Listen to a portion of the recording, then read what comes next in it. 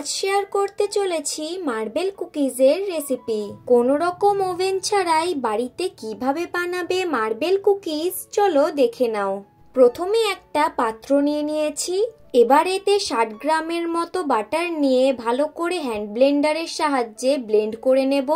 আর বাটারটা অবশ্যই রুম টেম্পারেচারে থাকা বাটার দিয়ে করতে হবে। এরকম একটা ক্রিমি টেক্সচার চলে আসলে তাতে হাফ কাপ পাউডার সুগার দিয়ে আবারও ভালো করে ব্লেন্ড করে নিতে হবে।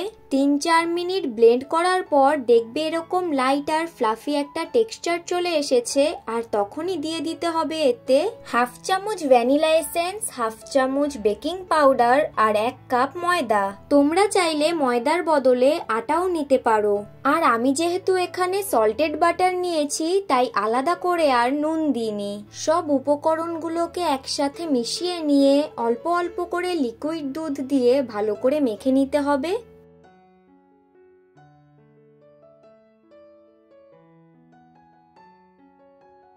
ভালো করে মাখা হয়ে গেলে এই ডোটাকে হাফ করে হাফ ডোটা রেখে দেব একটা বাটিতে।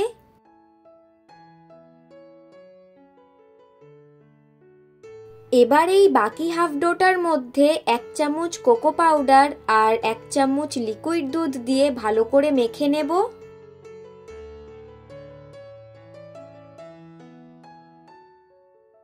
মাখা হয়ে গেলে চকলেট ডোটা থেকে ছোট ছোট বলস করে নেব।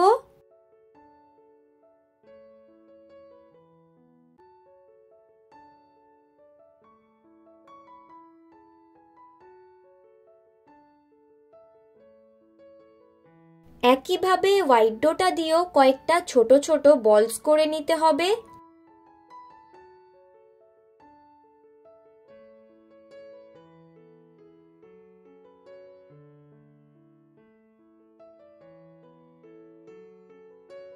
বলসগুলো করা হয়ে গেলে 3টে হোয়াইট বলস আর 3টে চকলেট বলসকে একটার পর একটা গোল করে সাজিয়ে নিয়ে মাঝখানটা জয়েন করে দিতে হবে। এরকম চারিদিক দিয়ে সেট করে নিয়ে মাঝখানটা জয়েন হয়ে গেলে হাতের সাহায্যে ঘুরিয়ে তৈরি করে নিতে হবে মার্বেল কুকিজ।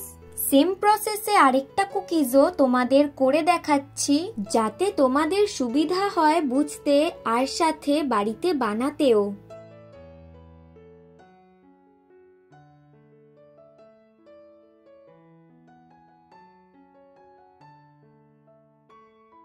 একে একে সবকটা কুকিজ করে নিচ্ছি।